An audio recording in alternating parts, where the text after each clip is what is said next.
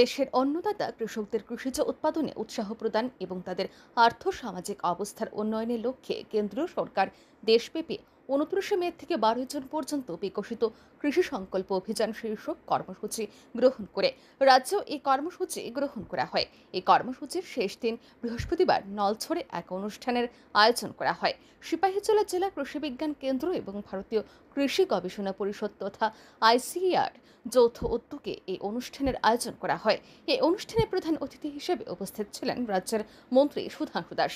এছাড়াও উপস্থিত ছিলেন স্থানীয় বিধায়ক কিশোর বর্মন, সিপাহীজলা জেলার সভাধিপতি সুপ্রিয়া দাস দত্ত, কৃষি ও কৃষক কল্যাণ দপ্তরের অধিকর্তা ডক্টর ফণীভূষণ জমাতিয়া সহ অন্যান্যরা।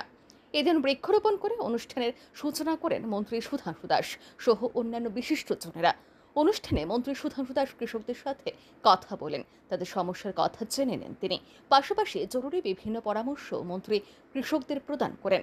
অনুষ্ঠানে বক্তব্য রাখতে গিয়ে মন্ত্রী সুধাংশু দাস এই ধরনের কর্মসূচি দেশজুড়ে কেন সংগঠিত করা হচ্ছে তার কারণ তুলে ধরেন।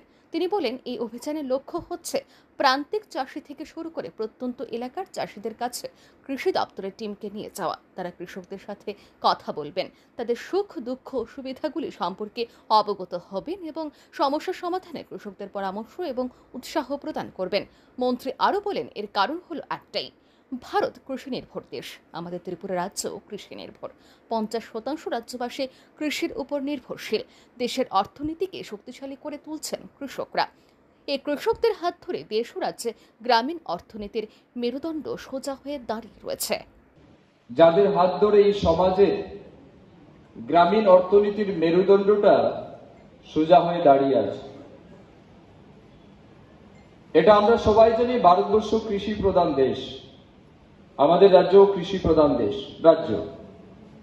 কারণ আমরা দেখেছি আমাদের রাজ্যের ৪০ থেকে ৫০% মানুষ কিন্তু কৃষি নির্ভর, এবং এই কৃষিকাজ করে আমাদের রুরাল ইকোনমিকে স্ট্রেংথেন করার কাজ যারা করছেন তারা হচ্ছেন আপনারা। অনুষ্ঠানে বক্তব্য রাখেন স্থানীয় বিধায়ক কিশোর বর্মন। তিনি তার বক্তব্যে কৃষকদের নিয়ে বিগত সরকার যে ছেলেখেলা করেছিল সেই বিষয়টিকে তুলে ধরেন। অনুষ্ঠানে কৃষিকাজে ব্যবহৃত অত্যাধুনিক যন্ত্রপাতি কৃষকদের হাতে তুলে দেন মন্ত্রী সুধাংশু দাস সহ অন্যান্য অতিথিরা।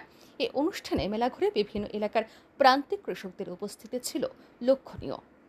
রিপোর্ট আর ই নিউজ।